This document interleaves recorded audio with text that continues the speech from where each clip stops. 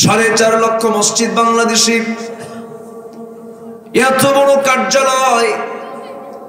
এই মসজিদগুলোর মূল দায়িত্বে যারা আছেন একটু লক্ষ্য করে দেখবেন, আশপাশের দিকে তাকায় দেখবেন, মসজিদের মূল দায়িত্বগুলো পায় ওই সমস্ত বেনামাজিগুলো, সুদখোরগুলো মসজিদের দায়িত্ব পালন করে। খতিব সাহেব খুতবা দিবেন কেমনে?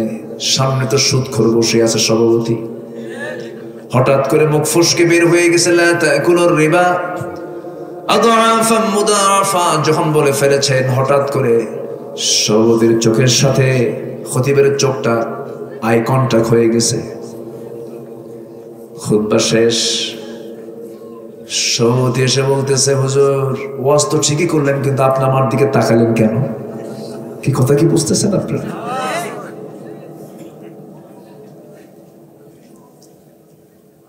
এই যে চিত্রগুলো, সমাজের নিকৃষ্ট খারাপ মানুষগুলোকে আমরা সব জায়গা তো দিয়ে দিয়েছি, মসজিদ পর্যন্ত আমরা ছেড়ে দিয়েছি, তাহলে আমরা সে আয়াতের হক আমরা কেমন করে আদায় করলাম? তা'মুরুনা বিল মা'রুফি ওয়া তানহাউনা আনিল মুনকার, সৎ কাজের আদেশ দাও, অসৎ কাজের বাধা দাও। এই হুকুমটা কে দিয়েছেন বলেন? আল্লাহ। উচিত ছিল এই সমস্ত মক্খর শরাবখোরদেরকে মসজিদের দায়িত্ব থেকে কান ধরে মসজিদ থেকে বের করে দেওয়া, ঠিক কি না? আজকে কি চলছে? দখল হতে হতে মসজিদ কমিটিও দখল, ঠিক আছে না? মসজিদ কমিটিও দখল। আমার বন্ধুগণ, একটু কান লাগাবেন, মনোযোগ দিয়ে শুনুন, একটু খেয়াল করুন। এই দুনিয়াতে আমি আপনি এসেছি নির্দিষ্ট সময়ের জন্য, আমরা এসেছি, যে কোনো মুহূর্তে আমিও যাব, আপনিও যাবেন। আমার কালাম ভাই এখানে বসে আছেন, এখানে মুরব্বী বসে আছেন, মঞ্চে কিছু ভাই বসে আছেন। গত 2 বছর আগে এই নদীর ওপারে বেলকুচির একটা মাহফিলে রেজাউল করিম কাউসারি ভাই, খুব আমার প্রিয় ভাই ছিলেন, মারহুম মাকবুর, আল্লাহ তুমি তার কবরটাকে জান্নাতের টুকরা বানায় দাও। আমিন। 1.5 ঘন্টার মাথায় হঠাৎ করে আলোচনা করতে করতে বুকে একটা হাত দিলেন, একটা বড় নিঃশ্বাস ফেললেন। আজ এবছর আমি সেই মাহফিলে গিয়েছিলাম, শুনলাম তাদের মুখ থেকে তার মৃত্যুর কাহিনীর কথা। বাম পাজরে হাত দিলেন, বাম সাইডে হাত দিলেন, মাথাটা মটকে গেল, পড়ে গেলেন। হাজার হাজার মানুষ সামনে বসা, কি করবেন আপনি? কিছুই তো করার নাই, এতটুকুই করবেন আপনি। ভুয়াপুর উপজেলার স্বাস্থ্য কমপ্লেক্সে ফোন দিবেন, একটা অ্যাম্বুলেন্স হাজির হয়ে যাবে, এই জায়গা থেকে লাশটা নিয়ে আপনি অ্যাম্বুলেন্স উঠায় দিবেন আর বলবেন ড্রাইভার বাড়িতে পাঠায় দাও। এই তো আমি আপনি করতে পারবো, এর চাইতে এক চুল পরিমাণ আমি আর বেশি কিছু করতে পারবো না। কিন্তু আমি এই যে চলে গেলাম, আমাকে নিয়ে চলে গেল, ওই বাড়িতে পৌঁছায় দেবে, কিন্তু কেউ আমাকে আমার প্রিয় বেডরুমে পাঠাবে না। যে ঘরটা আমার খুব পছন্দের, যে ঘরটা তোমার মনে অত্যন্ত চিত্তের খোরাক জোগাতো, সেই ঘরের মধ্যে তোমার আর ঢোকার সুযোগ হবে না, বারান্দাতেও তোমার জায়গা হবে না। ওই উঠানের একটা কোনায় একটু কাপড় দিয়ে আড়াল করে দিয়া, চকিতে তোমার নিথর দেহ ফেলে দিয়া, এই শীতের মধ্যে কিছু গরম পানির গোসল তোমার হয়ে যাবে। কাফনের কাপড়টা কিনে আনবি, ওই কাফনের কাপড়টা কোনো কালার চলবে না। দুনিয়াতে একটু সেলাই কম বেশি হতো, টেইলার্সকে গালি দিতাম, এটা কি কাপড় বানাইছো, সেলাই নাই, বুতাম নাই, পকেট নাই। মরে যাব আমি, সঙ্গে সঙ্গে কাপড় একটা হাজির করে আমার গায়ে ঢোকায় দেবে। জানাজার আয়োজন হয়ে যাবে, লোকজন টেনে হেঁচড়ে জানাজা শেষ করার পর কবরের দিকে নিয়ে যাবে, কবরে শোয়া দেবে, বাঁশ চাপা দেবে, মাটি চাপা দেবে। দিন শেষে কেউ নাই, দিন শেষে একমাত্র কেবলমাত্র শুধুমাত্র কে? আরো জোরে বলেন কে? অতএব আমরা কাউকে ভয় করব না, আমরা ভয় করব কাকে? হুকুম মানবো কার? হুকুম মেনে চলবো কার? এক জায়গায় না সব জায়গায়? এক জায়গায় না সব জায়গায়? সব জায়গায় আমরা তার হুকুম মেনে চলবো। আমার ভাইয়েরা, আল্লাহ এই জন্য বলছেন, শোনো আমাকে তুমি ভয় করো। পৃথিবীর কোনো ভয় তোমার হৃদয়ে যেন স্থান না হয়। তোমার হৃদয়ে যদি শুধু আমার ভয়টা স্থান হয়ে যায়, وَأَمَّا مَنْ خَافَ مَقَامَ رَبِّهِ وَنَهَى النَّفْسَ عَنِ الْهَوَى فَإِنَّ الْجَنَّةَ هِيَ الْمَأْوَى। তোমার দিলে যদি শুধুমাত্র আমার ভয়টা যদি স্থায়ী হয়ে যায়, আমি তোমার জন্য জান্নাতে মাওয়াটা স্থায়ী করে দেব। কন্ডিশন হলো, তোর দিলের মধ্যে কারো ভয় নিয়ে আসা যাবে না, আমার ভয়টাই তোর মধ্যে ঢুকাতে হবে। বান্দা, জান্নাতের তুই আশা করবি, জাহান্নামের ভয় করবি। এই কিতাব হলো জাহান্নামের ভয় দেখানোর কিতাব। জাহান্নামের ভয় না থাকলে কি জান্নাত পাওয়া যাবে নাকি? কিন্তু আজকে দুঃখ লাগে, সিলেবাসে নতুন করে দেখতে পাচ্ছি, ছোট ছোট ক্লাসে দিয়েছে, কার জন্য লেখা একটা আর্টিকেল দেখলাম সেদিন, যে বই ভয় দেখায় সেই বই বই নয়, যে বই ভয় দেখায় সেই বই বই নয়। অর্থাৎ কোরআনটা জাহান্নামের ভয় দেখায়, এই বই কোনো বই নয়। চিন্তা করা যায়? বইগুলোর ভিতরে লেখা নাই, খালি ছবি আর ছবি। কোথায় যাচ্ছি আমরা, কোথায় নিয়ে যাচ্ছে আমাদেরকে? ও ঈমানদার, আল্লাহকে ভয় করো, সৎ কাজের আদেশ দেওয়া শিখো। আল্লাহ তাআলা ঈমানটা আনতে বলেছেন, পরে আল্লাহ রাব্বুল আলামিন সুন্দর করে বলছেন, শোনো বান্দা, আল্লাহ রাব্বুল আলামিন বলছেন, ওয়ালতাকুম মিনকুম উম্মাতুন ইয়াদউনা ইলাল খায়রি ওয়া ইয়া'মুরুনা বিল মা'রুফি ওয়া ইয়ানহাউনা আনিল মুনকার। আরেক জায়গায় বলছেন, কুনতুম খায়রা উম্মাতিন উখরিজাত লিন-নাস তা'মুরুনা বিল মা'রুফি ওয়া তানহাউনা আনিল মুনকার ওয়া তু'মিনুনা বিল্লাহ। ঈমান আনতে বলেছেন পরে, আগে বলছেন সৎ কাজের আদেশ দাও শিখো, অসৎ কাজের বাধা দেওয়া শিখো। যার মধ্যে সৎ কাজের আদেশের চিন্তা থাকে না, অসৎ কাজের বাধা দেওয়ার চিন্তা থাকে না, তার ঈমানই আনা হয় না। ঠিক কি না? কষ্ট হচ্ছে নাকি আপনাদের? আমরা যে আল্লাহকে ভয় করব, আল্লাহকে আগে চেনার দরকার আছে না নাই বলেন? আল্লাহকে চিনতে হলে কোন কোরআন দরকার? বলেন বলেন, কোন কিতাব দরকার? আল্লাহর এই কালামটা দরকার, এই কোরআনটা দরকার। আল্লাহকে আগে সবার আগে চিনবো আমরা। যদি আমি আপনাকে প্রশ্ন করি, এখন আল্লাহ তাআলা কোথায় আছেন? হ্যাঁ, একজন অন্ধ মানুষ উত্তর সুন্দর করে দিয়েছেন, আর শাজিমের সমাসীন আছেন, কিন্তু কিছুক্ষণ পর কোথায় আসবেন? বলেন, কিছুক্ষণ পর কোথায় আসবেন? এখন তার কয় না, 12টা যখন বেজে যাবে, হ্যাঁ, ফিস সামাঈদ দুনিয়া, প্রথম আসমানে চলে আসবেন। কিন্তু মাসখানেক আগে প্রথম আসমানে আসার সময় কি হলো? আল্লাহ যে সময় প্রথম আসমানে, সেই সময় এই বান্দা, দুনিয়ার বান্দাগুলো খেলার আসরে, ঠিক আছে না? কি ছিল না? আমার দিলটা পড়তেছিল, কক্সবাজার থেকে আমি আসতেছিলাম গাড়িতে করে, 12টা বাজে, 3টা বাজে খেলা, বড় বড় প্রজেক্টরে উম্মতে মুহাম্মাদি খেলাগুলো দেখে। 90 মিনিটও গোল হয় না, এরপরও বসে থাকে, আবার আরো 30 মিনিট এক্সট্রা করে, তাও বিরক্ত হয় না। মাহফিলের সময় যদি একটু বাড়িয়ে দেওয়া হয়, হুজুর এত লম্বা সময় কি ওয়াজ শোনা যায় নাকি? ঠিক আছে না? জুমার খুতবা একটু বাড়ি গেলে বলে, হুজুর সময়ের জ্ঞান কি আপনার কিচ্ছু না, আইলসা হুজুর আছে না? আমার আল্লাহ তাআলা আরশ আজিমের সমাসীন আছেন, ঠিক আছে, কিন্তু আরশ আজিমটা কত দূর? একটু পরিসংখ্যানটা দেই আপনাদেরকে। যে জায়গায় আমরা বসে আছি, এই জায়গাটা হলো রাউতবাড়ি, নাকি? রাউতবাড়ি, টাঙ্গাইল জেলার ভুয়াপুর উপজেলার রাউতবাড়ি নামক গ্রামে আমরা বসে আছি। আমাদের মাথার উপরে এই যে একটা সামিয়ানা দেখতে পাচ্ছি, এর উপরে একটা আল্লাহ তাআলা আকাশের চাঁদ দিয়েছেন, সেই চাঁদটা আমরা দেখতে পাই। লিতাহতাদু, রাতের ঘড়ি করে দিয়েছেন তিনি আল্লাহ তাআলা। ওই চাঁদের উপরে মিটি মিটি করে জ্বলা কিছু কিছু তারকা আমরা দেখতে পাই। রাতের বেলা আকাশ দেখতে পাই, দিনের বেলা সূর্য দেখতে পাই।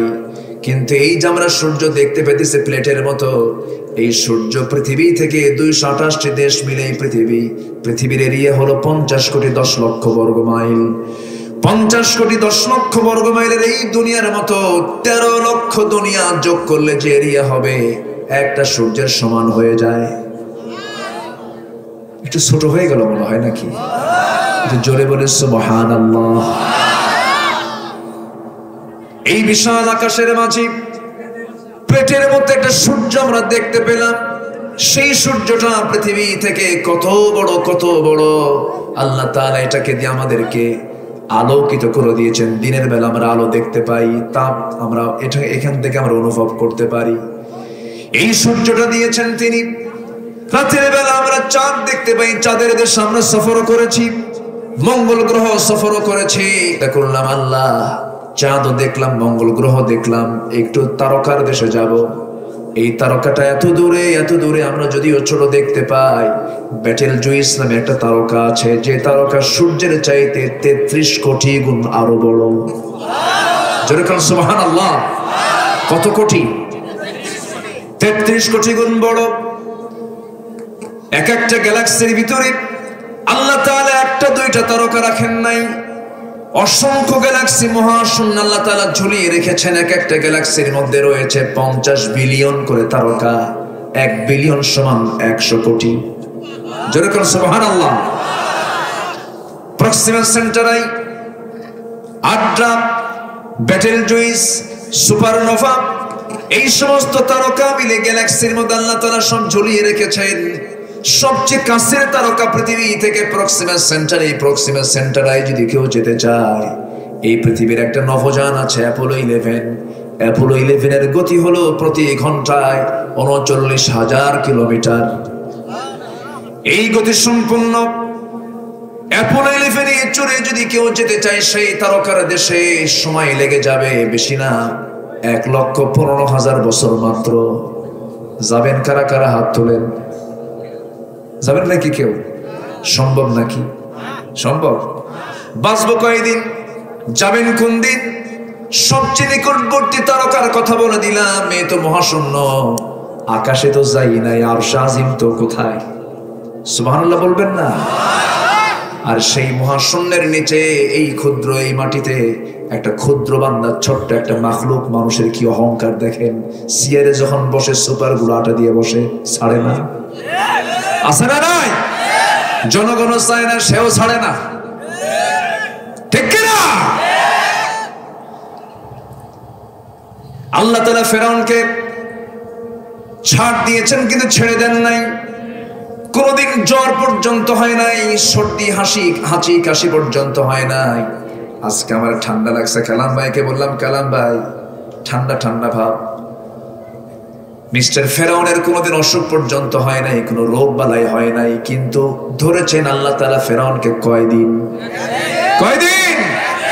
একদিন ধরেছেন। নমরুদকে আল্লাহ তাআলা খতম করে দিয়েছেন। এই নমরুদ কি করে নাই? খলিল ইব্রাহিম আলাইহিস সালাতু ওয়াস সালামকে আগুনে পুড়ে মারার জন্য আগুন সংগ্রহ করে তার মধ্যে তাকে ফেলে দেওয়া হয়েছে। কি জুলুম, কি অত্যাচার! এই নমরুদকে আল্লাহ তাআলা খতম করার জন্য কি দিয়ে খতম করেছেন বলেন? কি দিয়া? আচ্ছা, এই লোকগুলো যাচ্ছে কেন? এই ফে মুশকিলা, কি অসুবিধা?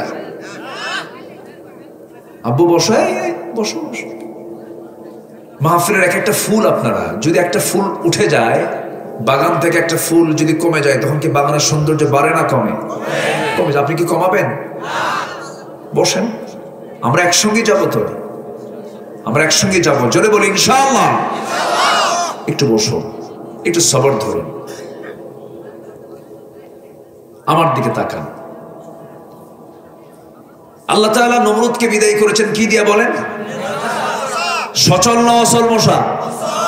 অচল, এক ঠ্যাং নাই, এক পাখা নাই, কিছু দূর যায় আবার বসে, থেমে যায়, পারে না। আল্লাহ তাআলা মশা দিয়ে বিদায় করেছেন। মশাকে আমরা দুর্বল মনে করলেও মশা কোনো দুর্বল প্রাণী নয়। মশা দারুণ মজবুত প্রাণী, শক্তিশালী প্রাণী। কারণ রাতের বেলা যখন আমরা ঘুমাই, মশারি টাঙ্গাই, কার ভয় থেকে বাঁচি? কে মজবুত বলেন? কে শক্তিশালী? আমি এত বড় শক্তিশালী মানুষ, মশা থেকে বাঁচার জন্য আমি নিজে জেলখানায় যাই, ঠিক আছে না? মশাই তো স্বাধীন, মশার কামড় থেকে বাঁচার জন্য আমাকে জেলখানায় ঢুকতে হয়। চতুর্দিকে মশারি টাঙ্গায় ঘুমাই, এর মধ্যে যদি দুই একটা মশা যদি ঢুকে যায়, ভন ভন করলে ওর গান তো খুব ভালো লাগে, ঘুম হয়। আল্লাহ তাআলা মশার উদাহরণ দিয়েছেন কোরআনের সূরা বাকারার 26 নম্বর আয়াতে। আল্লাহ রাব্বুল আলামিন বলেন, ইন্নাল্লাহা লা ইস্তাহি আন ইয়াদরিবা মাসালান মা বাউদাতান ফামা ফাওকাহা ফাআম্মাল্লাযীনা আমানু ফায়া'লামুনা আন্নাহুল হক। জোরে বলুন আল্লাহু আকবার। কালাম ভাই চলে গেলেন, আমারে থুইয়া যাবে? আচ্ছা, আবার আসবে ইনশাআল্লাহ। আপনি যাবেন না তো? আচ্ছা, এখন এই দুই চেয়ারে কে বসবে? আসেন, আপনি বসেন একজন, আসেন। আচ্ছা আচ্ছা, ঠিক আছে। আমার ভাইয়েরা, আল্লাহ তাআলা লজ্জা পান না মশার উদাহরণ দিতে নিয়ে, কারণ ইমানদার যারা এর মধ্যে তারা হক খুঁজে পায়, আর কাফেররা বলে তোমার আল্লাহর কাজ নাই কাম নাই, মশার উদাহরণ দেয়। কিন্তু মশা কি আসলে কিন্তু দুর্বল প্রাণী নাকি? ডেঙ্গু যার হয়েছে সে বোঝে। ডেঙ্গু আছে না? কি কামড় মারলে হয়? মশা কামড় মারলে হয়। ডেঙ্গু যার হয়েছে সে বুঝি মশার কামড়ের কি চোট। আমার বন্ধুগণ, মশা যে শক্তিশালী, চারটি উদাহরণ দিলে বিষয়টি স্পষ্ট হবে, একটু কান লাগাবেন। আল্লাহ তাআলা কোরআনে কারিমে কোন আয়াত দেন নাই যে আয়াত বান্দার অপ্রয়োজনীয়। আল্লাহ তাআলা মশার যে উদাহরণ দিয়েছেন এর মধ্যে শিক্ষা আছে না নাই বলেন? আছে। মশা খুব শক্তিশালী প্রাণী, একটু কান লাগাবেন, একটু মনোযোগ দিয়ে শুনবেন। নাম্বার 1, মশা যখন কামড় মারে মানুষের দেহে যখন পড়ে, সে রক্ত খায়। রক্ত যদি খাওয়ার পরিমাণটা যদি, যে মশা বেশি যত রক্ত খাবে তার হায়াত কমবে না বাড়বে? যে বেশি খাবে তার হায়াত কমে যাবে। তেমনি ঠিক দুনিয়াতে যে সমস্ত বান্দাগুলো অন্যায় করে জুলুম করে পেটে বেশি সম্পদ তুলবে, খাবার তুলবে, তারও হায়াত কমে যাবে, ঠিক কি না? কমে যাবে। হায়াত কমার দিন আসতেছে তো, আসতেছে না? খালি ভাঙ্গা শুরু হয়েছে। আমার ভাইয়েরা, নাম্বার 2 হলো মশা যে কামড়ায়। মশার মধ্যে দুইটা জাত আছে, একটা হলো পুরুষ মশা আর একটা হলো স্ত্রী মশা। আল্লাহ তাআলা প্রত্যেক সৃষ্টির মাঝে জোড়া জোড়া করে দিয়েছেন, খালাকনাকুম আজওয়াজা। মশা যে কামড় মারে মানুষকে, কোন মশা কামড়ায়? পুরুষ মশা না স্ত্রী মশা? বলেন। স্ত্রী মশা কামড়ায়। যারা সায়েন্স পড়েছেন তারাই বলতে পেরেছেন স্ত্রী মশা কামড়ায়। স্ত্রী মশা কামড়ায়। আল্লাহ তাআলা কোরআনে কারিমে যে মশার উদাহরণটা দিয়েছেন এটা স্ত্রী মশার কথাই বলেছেন। বাউদাতান, এটা মুয়ান্নাস। কোরআনে কারিম আল্লাহ তাআলা আজ থেকে ১৫০০ বছর আগে নাযিল করে দিয়েছেন। সেই সময় কোনো ল্যাবরেটরি ছিল না, স্ত্রী মশা যে কামড়ে এটা কেউ জানতো না। কিন্তু আল্লাহ তাআলা ১৫০০ বছর আগে ঠিকই জানিয়ে দিয়েছেন মশা কামড় মারে কিন্তু স্ত্রী মশা। আল্লাহু আকবার। মাকড়সার উদাহরণ কোরআনে আছে না নাই? মাকড়সার নামে সূরাও আছে না নাই? মৌমাছির নামে সূরা আছে। আনিত্তাখিযি মিনাল জিবালি বুয়ুতা, আনিত্তাখিযি মুয়ান্নাসের সিগা। মধু সংগ্রহ করে কোন পুরুষ মৌমাছি না। মৌচাকে যে রানী মৌমাছিগুলো, মৌচাকের মধুগুলো ডিপার্টমেন্টে কাজ করে, এই মধু কিন্তু এই মৌমাছি কিন্তু পুরুষ নয়, এই মৌমাছি হলো মহিলা মৌমাছি। আনিত্তাখিযি মিনাল জিবালি বুয়ুতা। আল্লাহু আকবার বলেন।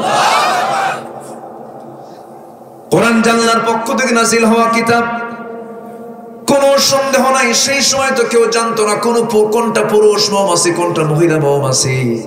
আমার ভাইরা, মাকড়সার উদাহরণ দিয়েছেন আল্লাহ রাব্বুল আলামিন কোরআনে কারীমের ভিতরে। যারা আল্লাহকে বন্ধু না বানায় অন্য কাউকে বন্ধু বানাবে, তাদের উদাহরণ হলো মাকড়সার মতো, মাকড়সার বাসার মতো। মাকড়সার বাসা যে বানানো হয় দেখতে যদিও সুন্দর লাগে, কৌণিক মাপ কি সুন্দর তার স্কেল, কিন্তু সামান্য বাতাসেই লন্ডভন্ড, সামান্য বাতাসেই লন্ডভন্ড। আবার আরেকটা সায়েন্টিফিক উত্তর হলো, বিজ্ঞানসম্মত উত্তর হলো, এই মাকড়সার ভিতরে স্ত্রী আছে, স্বামী আছে, কিন্তু মাকড়সার সংসারটা খুব দুর্বল। স্ত্রী মাকড়সা পুরুষ মাকড়সাকে কামড় মেরে মেরে ফেলে। যে স্ত্রী তার স্বামীকে মেরে ফেলে দেয়, সেই সংসারটা খুব মজবুত হয়। মজবুত হয় নাকি? আল্লাহ তাআলা আজ থেকে কতদিন আগে বললেন, যারা আল্লাহকে বন্ধু না বানায় অন্য কাউকে বন্ধু বানাবে, তাদের জীবনটা হলো মাকড়সার সংসারের মতো। আল্লাহু আকবার বলেন। নাম্বার 3 হলো, আমরা যে রাতের বেলা ঘুমাই, দুই একটা মশা কানের মধ্যে ঢুকলো, কানের কাছে এসে ভন ভন করতেছে, এটা তো কোনো আওয়াজ নয়, এটা তার গান নয়। মশা যখন কানের কাছে এসে ভন ভন করে, সেই সময় তার পাখাটা নড়ে। সায়েন্স বলতেছে তার পাখা, মশা তার পাখা নড়ায় প্রত্যেক সেকেন্ডে, মিনিটে নয়, প্রত্যেক সেকেন্ডে 500 থেকে 600 বার। যেরকম সুবহানাল্লাহ, প্রতি সেকেন্ডে 500 থেকে 600 বার। এরকম কোন দ্রুতগামী কোন মেশিন পৃথিবীতে নাই। আমার ভাইয়েরা, নাম্বার 4 যেটা আমি দিয়ে বলা শুরু করেছিলাম, নাম্বার 4 হলো, শোনো, আল্লাহ যে মশার উদাহরণটা দিয়েছেন, শোনো, এই মশা বাহিনী দিয়ে কিন্তু নমরুদকে খতম করছি।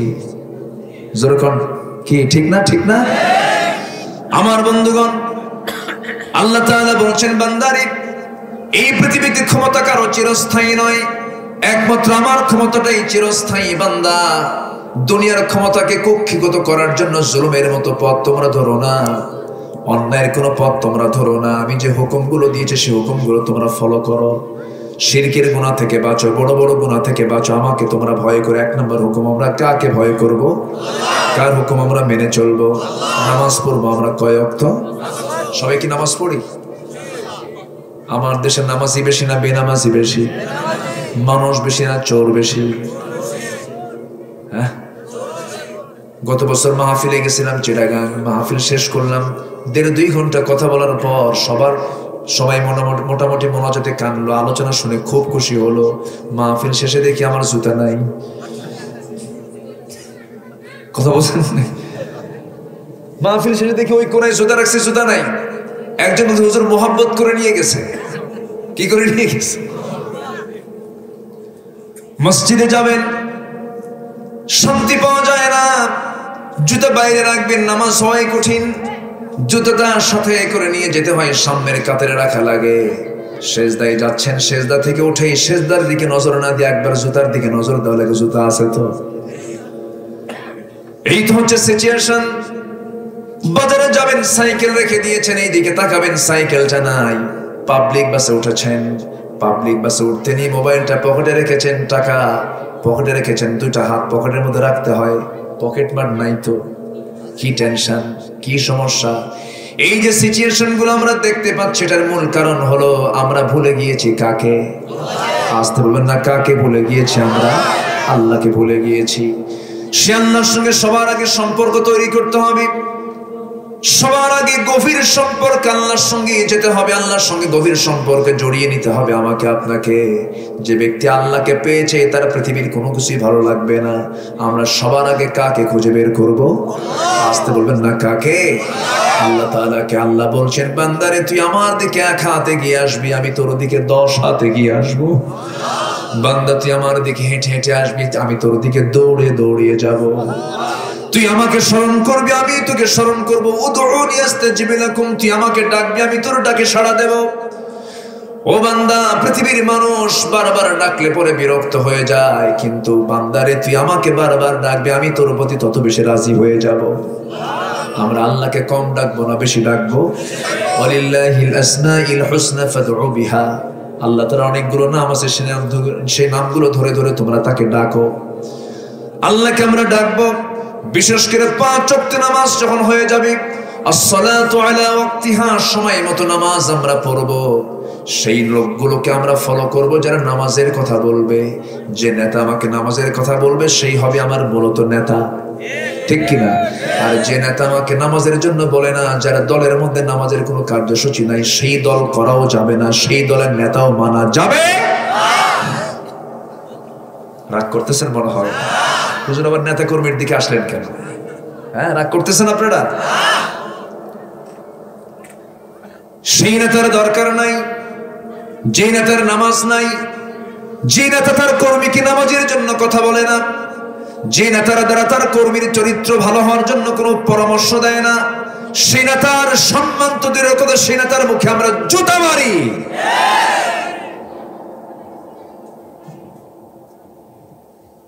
আজকে সমাজে কোনো কিছুর সংকট নেই। কিসের সংকট? কোন সংকট নেই। মুখ দিয়েছেন যিনি, জীবকে দিবে না। রিজিকের কোন সংকট। আল্লাযী আত'আমাহুম মিন জু'ইন ওয়া আমানাহুম মিন খাউফ। কোন টেনশন নাই। কে বলেছে দুর্ভিক্ষ? কে বলেছে? কোন সমস্যা নেই, কোন কিছুর সংকট নেই। সব চাহিদা আমার আল্লাহ পূরণ করে দিবেন, কিন্তু শর্ত হলো ফালইয়াবুদু রাব্ব হাযাল বাইত। তোমরা আল্লাহর ইবাদত করো, আল্লাহর দাসত্বকে মেনে নাও।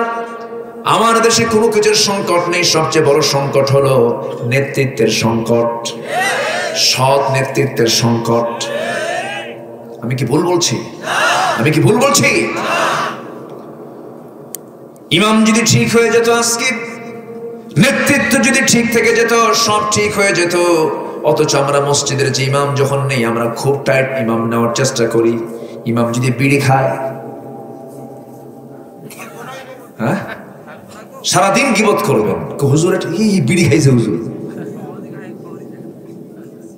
সবাই তো মদ খায় বসে থাকে। হুজুর যদি বিড়ি খায়, বলবেন হুজুরের তাকওয়া ঠিক নাই। জুব্বার জায়গায়, জুব্বাটা হলো যেটা ফাড়া নয়, জুব্বার জায়গায় একদিন পাঞ্জাবি পড়েছে, বলে হুজুরের তাকওয়া নাই, পাঞ্জাবি পড়ছে। ঠিক কি না? পাগড়ি নাই, পাগড়ি ছাড়া কি হুজুর মানায় নাকি? আপনি হুজুরের মাথা থেকে পা পর্যন্ত সব ঠিকঠাক দেখবেন, কিন্তু সমাজের যারা নেতৃত্ব দিচ্ছে তাদের চরিত্র ঠিক দেখার দরকার। কম না বেশি? ইয়াওমা নাদউ কুল্লা উনাসিম বিইমামিহিম। সেই দিন প্রত্যেক হাসরের ময়দানে, আজকে সূরার নাম কি? হাসরের ময়দানে প্রত্যেক নেতাকে তার কর্মী সহ ডাকা হবে, প্রত্যেক কর্মীকে তার নেতা সহ ডাকা হবে। সেই দিন লেগে যাবে দুই পক্ষ মারামারি। কর্মী নেতার সঙ্গে মারামারি করবে।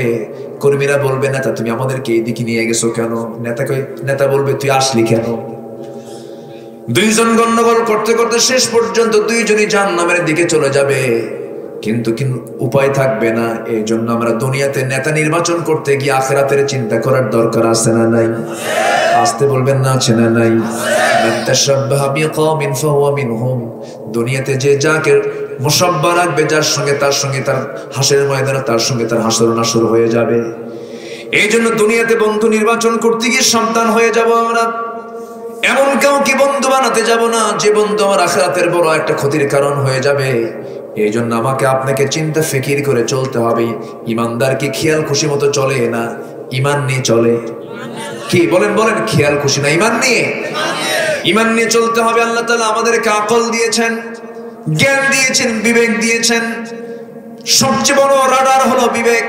বিবেকটাকে নিরপেক্ষ রেখে, তাওহীদকে সামনে রেখে, কোরআন হাদিসকে সামনে রেখে যদি বান্দা চলতে পারে, ওয়াল্লাযীনা জাহাদু ফিনা লানহাদিয়ান্নাহুম সুবুলানা, আমি আল্লাহ তার জন্য রাস্তাগুলো খুলে দেই, আমি তাকে হেদায়েত দিয়ে দেই। এই জন্য আমার বন্ধুগণ, এক নম্বর হুকুম হলো আমরা আল্লাহকে ভয় করে চলবো। আল্লাহর হালাল গুলোকে আমরা গ্রহণ করব, আল্লাহ তাআলার দেওয়া হারাম গুলোকে আমরা প্রত্যাখ্যান করব। আল হালালু বাইয়িন ওয়াল হারামু বাইয়িন।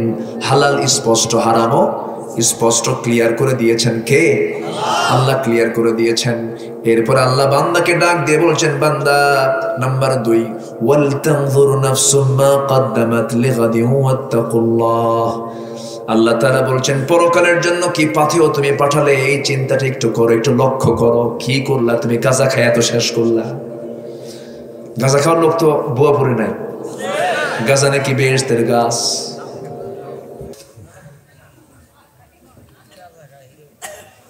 হ্যাঁ, আছে না এরকম নেশা? আছে না নাই? আজকে যুবকদের হাতে নেশা তুলে দেওয়া হয়েছে। যুবকরা আজকে শেষ হয়ে গেল। যে কজন ভাই আজকের মাহফিলে আমরা আছি, আমি লক্ষ্য করে দেখছি যুবক শ্রেণীর মানুষগুলো একটু বেশি দেখছি। আমি আজকে বলি আলহামদুলিল্লাহ। যুবকদের দরকার আছে না নাই? আসতে বলবেন না, আছে না নাই?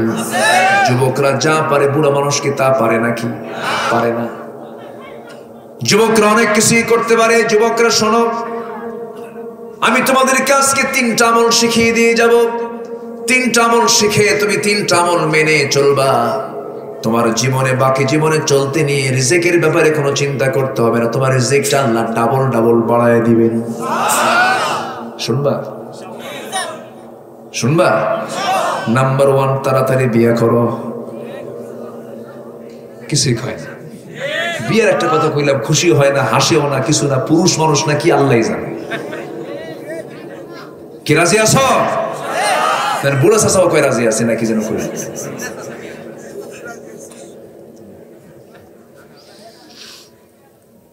জেনা দরকার না বিয়ে দরকার? আজকের সমাজে বিয়ে বেশি না জেনা বেশি? আমি কি ভুল কিছু কইছি নাকি? বিয়ে হলে জেনা বন্ধ হয়ে যাবে।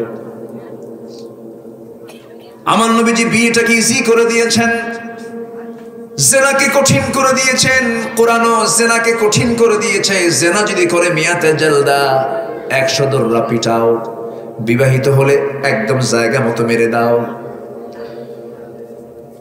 এত জঘন্য, এত নিকৃষ্ট পাপ আজকে ওপেন সিক্রেট, প্রকাশ্যে চলছে জেনার কাজ। অথচ ইসলাম 3টা শাস্তি খুব মারাত্মক দিয়েছে। আস-সাইয়্যিবুজ জানি, কতলুন নফস, যারা জেনা করবে তাদেরকে কতল করো, হত্যা যারা করবে তাদেরকে কিসাস করো। ইসলাম থেকে যারা খারিজ হয়ে যাবে, বের হয়ে যাবে, মুরতাদ হয়ে যাবে, তাদেরকে শেষ করে দাও। 3টে বিষয় ইসলাম শক্ত আইন দিয়ে দিয়েছে, হত্যার অর্ডার দিয়ে দিয়েছে। তার মধ্যে একটা জেনার কাজ।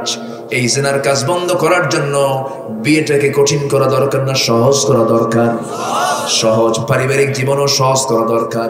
অনেক ছেলে আমি এরকমও দেখেছি আমাদের কাছে এসে কান্দে, হুজুর বয়স হয়ে গেছে, পরিবেশ ভালো না, পর্দা পুশিদার কোনো সময় পরিবেশ নাই, এই পরিবেশে বিয়ে করতে চাই হুজুর, আমার আব্বা আম্মা রাজি হয় না। এরকম করে আফসোস করে কিছু যুবকরা আমাদের কাছে এসে বলেও। কিছু কিছু পরিবার আছে বিয়েটাকে কঠিন করে রেখেছে। আপনার টাকা আছে, পয়সা আছে, ব্যবসা আছে, বাণিজ্য আছে, আপনার সন্তানের বিয়ের বয়স হয়ে গেছে, 15-16 বছর বয়সে যৌবন চলে আসছে, সেই ছেলে যদি আপনি লক্ষ্য করে দেখেন ছেলেটা নষ্ট হয়ে যাচ্ছে, আপনার দায়িত্ব হলো জেনার কাছ থেকে বাঁচার জন্য তাকে বিয়ে করে দেওয়া। আমি কি ভুল বলতেছি নাকি? বিয়ে দেওয়া উচিত। ওই সন্তান জেনার কাজ করবে, আপনি গুনাহগার হয়ে যাবেন, আপনি বাবা গুনাহগার হয়ে যাবেন। যুবকরা মনে বেজার হচ্ছে আমার কথাগুলো শুনে। ঠিক আছে তো? তোমার বাপদের ঠিক করতেছি। আমার ভাইয়েরা, আমার নবীজি বিয়েটাকে ইজি করে দিয়েছেন। নবীজি তার মেয়েকে বিয়ে দিবেন। ফাতিমা রাদিয়াল্লাহু তাআলার বিয়ের সময় আমার নবীজি বললেন, কে আছো আমার মেয়েকে বিয়ে করবা? সঙ্গে সঙ্গে ধনী ধনী সাহাবী, খেজুর বাগানের মালিক, বড় বড় টাকা পয়সার মালিক ওলা সাহাবী নবীর সামনে দাঁড়িয়ে বলছেন, হুজুর আমি বিয়ে করতে চাই। রাসূল বললেন, নট অ্যালাউড, হবে না, হবে না। কি আছো আর দেখি, আমার তো কাঙ্ক্ষিত, আমার পছন্দের লোকটা এখনো আসে নাই, সবার প্রস্তাব দেওয়া শেষ। আলী সবার শেষে গিয়ে দাঁড়ালেন। রাসূল বলছেন, আলী কি জন্য আসছে বলো? হুজুর কি জন্য আসছে নিজেও জানি না। বিয়ে করবা নাকি আমার মেয়েকে? হুজুর দিলে করা যায়। রাসূল বললেন, আমার মেয়েকে বিয়ে করবা, কি আছে তোমার বলো তো? হুজুর কিচ্ছু নাই, বাড়ি তো নাই আমার। নবীজি তার মেয়েকে বিয়ে দিচ্ছেন বাড়ি ছাড়া একজন যুবকের সাথে। আর এখন কি লাগে? যুবকের চাকরি তো লাগবে, মঙ্গল গ্রহে একটা অফিসও লাগবে। কোন গ্রহে? আমেরিকার সিটিজেনশিপ থাকতে হবে, লন্ডনে 3টা বাড়ি থাকতে হবে, মদের বোতলের দোকান থাকতে হবে। আমার নবীজি মেয়েকে বিয়ে দিচ্ছেন। সাইয়েদনা আলীর সামনে দাঁড়ানো, বললেন, আলী তোমার কাছে কি আছে? যা আছে তাই বলো। হুজুর এই যে তরবারি, এই যে ঢাল। কুন ফিদ দুনিয়া কান্নাকা গরীবুন আও আবিরুস সাবিল, ইযা আসবাহতা ফালা তানতাযিরিল মাসা ওয়া ইযা আমসাইতা ফালা তানতাযিরিস সাবাহ। আল্লাহু আকবার। সাইয়েদনা আলী সঙ্গে সঙ্গে বলছেন, ইয়া রাসূলুল্লাহ এই যে তরবারি, এই যে ঢাল, আর কিচ্ছু নাই। নবীজি বললেন, আলী ঢাল ছাড়া যুদ্ধ করা যায় কিন্তু তরবারি ছাড়া যুদ্ধ চলে না। এই ঢালটা বিক্রি করে আসো, এই ঢাল বিক্রি করার টাকাই হবে আমার মেয়ে ফাতিমার বিয়ের মোহরানা। বিক্রি করতে গেছেন সকালবেলা, সামনে কাস্টমার হাজির, সাইয়েদনা ওসমান রাদিয়াল্লাহু তাআলা আনহু। ওসমান বলছেন, ও আলী সাত সকালে তুমি বাজারে কেন ঢাল বিক্রি করতে এসেছো? বিয়ে ঠিক হয়েছে কার সাথে? আমার নবীর মেয়ে ফাতিমার সাথে আপনার শালীর সাথে। ওসমান রাদিয়াল্লাহু খুব খুশি হলেন, বললেন ঠিক আছে ঢালটা দাও, এই যে টাকা নাও। টাকা নিয়ে চলে গেছেন, ঢাল রেখে চলে যাচ্ছেন ওসমানের হাতে। ওসমান পিছন দিকে ডাক দিয়ে বলছেন, আলী, বীর যোদ্ধার হাতে, আসাদুল্লাহিল গালিবের হাতে ঢাল থাকবে না, এটাকে মানায় নাকি? আমি তোমাকে উপহার স্বরূপ এটা আবার দিয়ে দিলাম। ঢালটা নিয়ে এবার সোজা চললেন নবীর কাছে। রাসূল বলছেন, আলী, ঢাল মনে হয় বিক্রি হয় নাই। হুজুর, ঢাল বিক্রি হয়েছে, এই যে টাকা। ঢাল তোমার হাতে কেন হুজুর? উপহার পাইছি। কে তোমাকে উপহার দিল? ওসমান। লোক আর খুঁজে পাও নাই? আলহামদুলিল্লাহ বলবেন না? তুমি আমার পরিবারের লোকের সঙ্গে আবার ব্যবসা করছো। আমার বড় মেয়ের জামাই, আমার নবীজি মেয়েটাকে বিয়ে দিচ্ছেন। বিয়ে সম্পন্ন হলো, পৃথিবীর সেরা মানুষের বিয়ে, সেরা নারীর বিয়ে। কোনো গেট নাই, কোনো আড়ম্বরতা নাই, একদম আড়ম্বর পরিবেশে সিম্পল বিয়ে। সবচেয়ে কম মহরনা ধার্য করে আমার নবীজি তার মেয়েকে বিয়ে দিচ্ছেন। বিয়েটা হয়ে গেল। বিয়ে হওয়ার সঙ্গে সঙ্গে আমার নবীজি বলছেন, ও আমার ফাতিমা রে, এতদিন আমার ঘরে ছিল, এখন তুমি যাচ্ছ তোমার স্বামীর ঘরে। এই যে পিসদানি, এই যে মশক, এই যে তশক, এই যে পানির পাত্র তোমাকে দিলাম, যাও স্বামীর বাড়িতে করে খাও। মৃত্যুর দিন পর্যন্ত স্বামীর বিরুদ্ধে একটা নালিশ যেন আমার কানে না আসে। এখনকার বাপেরা কি করে? মেয়েকে বিয়ে দিয়ে বলে, মা স্বামীর ঘরে যা, যদি তোর স্বামী কিছু কয় আমারে ফোন দিবি, খাইয়া ফালাবো। আছে না ভাই? সুখ হবে না। বিয়ের পরে শ্রেষ্ঠ ঘর বাবার ঘর না স্বামীর ঘর? বলেন বলেন। যারা শুধু বাবার ঘর করবে, সুখ হবে? সুখ হবে না। কারণ আপনি মেয়ের মা হবেন, ছেলের মা হবেন। ওই বাড়িটাই শ্রেষ্ঠ বাড়ি হতে হবে আপনার জীবনের। নবীজি এই কথা জানিয়ে দিচ্ছেন। ফাতিমা রাদিয়াল্লাহু তাআলা অনেকদিন পর নবীর সামনে এসে নবীর ঘরে এসে বসে নামাজ পড়তেছিলেন। নবীজি তার বসে নামাজ পড়া দেখে একটু অসন্তুষ্ট হয়ে বলছেন, ফাতিমা রে, তুমি যুবতী মেয়ে, তুমি কেন বসে বসে নামাজ পড়ো? আব্বা, আমি তো দাঁড়িয়ে দাঁড়িয়ে নামাজ পড়ি। আজকে বসে বসে নামাজ পড়ার হেতু হলো, আমার যে জামা আপনি আমার গায়ে দেখতে পাচ্ছেন, তার পিছনে একটা ছেঁড়া অংশ আছে। আমি যদি দাঁড়িয়ে দাঁড়িয়ে নামাজ পড়ি, সেই ছেঁড়া অংশটুকুর দিকে আপনার চোখের দৃষ্টি পড়বে। আমি মনে মনে চিন্তা করলাম, এরকম ছেঁড়া অংশটুকু যদি আপনার চোখের দৃষ্টিতে পড়ে যায়, আপনি মনে মনে ভাববেন, আমার জামাই আলী আমার মেয়েকে কাপড়ে কষ্ট দেয়। আমার স্বামীর এতটুকু দুর্নাম আপনার সামনে প্রকাশ করতে চাইনি, মনে করে আমি বসে বসে নামাজ পড়ছি। জোরে বলি সুবহানাল্লাহ। নবীজি তার মেয়েকে বিয়ে দিয়েছেন। বিয়ে দেওয়ার পর স্বামীর ঘরে তিনি করে খাচ্ছেন। এই ফাতিমা জান্নাতের সমস্ত রমণীদের সর্দারিনী। এত সিম্পল জীবন যাপন তিনি করেছেন। আমার মা যারা আসছেন তারা একটু মনোযোগ দিয়ে শোনেন। এই ফাতিমার এইটুকু জীবন আপনার জীবনকে চেঞ্জ করে দেবে। ফাতিমা রাদিয়াল্লাহু তাআলা আনহা একদিন নবীর সামনে দাঁড়ালেন, বলছেন, আব্বা, পিসদানি দিয়ে আটা পিষতে পিষতে আমার হাতে দাগ পড়ে গেছে। কূপের পারে তুলতে তুলতে আমার কোমরে দাগ হয়ে গেছে। ঘরের ঝাড়ু দিতে দিতে আমার কাপড়গুলো ময়লা হয়ে যায়। আমার দুইটা বাচ্চা হাসান হোসেন আপনার নাতিপুতির খেদমত করতে আমার একা হিমশিম লাগে। অনেক কষ্ট হয়ে যাচ্ছে আব্বা, আপনি তো রাষ্ট্রপ্রধান, দেখুন তো আমার জন্য কিছু করা যায় নাকি? আমার জন্য একটা কাজের মানুষ অথবা একজন খাদেম দিলে পরে আমি খুব উপকৃত হতাম। আমার নবীজি বলছেন, মা একটু ভিতরের দিকে আসো। একটু ভিতরে আড়ালের দিকে নিয়ে গেলেন। নিয়ে গিয়ে চোখের পানি মুছতে মুছতে আমার নবীজি বলছেন, ও ফাতিমা, আমি তোমাকে খুব আদর করি, 3টা দিন পার হতে দেই না আমি তোমাকে দেখতে যাই, তোমার খবরগুলো না নিলে আমার খারাপ লাগে।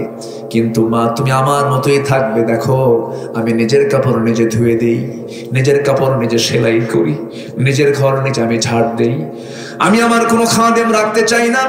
নিজের কাজটাকে আমি নিজেই পছন্দ করি, বেশি মহব্বত করি আমি এই সমস্ত কাজগুলো একা একা করতে। ফাতিমা, এই দুনিয়াতে কোনো কাজের মানুষ দিয়ে কাজ করানোর দরকার নাই, তুমি নিজেই সমস্ত কাজগুলো করো। আমি তোমাকে একটা আমল তোমাকে শিখাই দিচ্ছি। সুবহানাল্লাহ, আলহামদুলিল্লাহ, আল্লাহু আকবার 33 বার বলবে, আমার আল্লাহ তোমার সমস্ত কাজের জিম্মাদার হয়ে যাবে। আমার মা দুনিয়াটা কি সংক্ষিপ্ত সফর মনে করে সন্তানগুলোকে কাজে লাগান, সন্তানগুলোকে আল্লাহওয়ালা বানান, দিন শিখান, কোরআন শিখান, ইসলাম শিখান, পর্দার পরিবেশ মেনে চলেন, দিন মেনে চলেন, আল্লাহকে ভয় করুন। ইত্তাকুল্লাহ ওয়াল তানজুর নাফসুম মা কদ্দামাত লিগাত।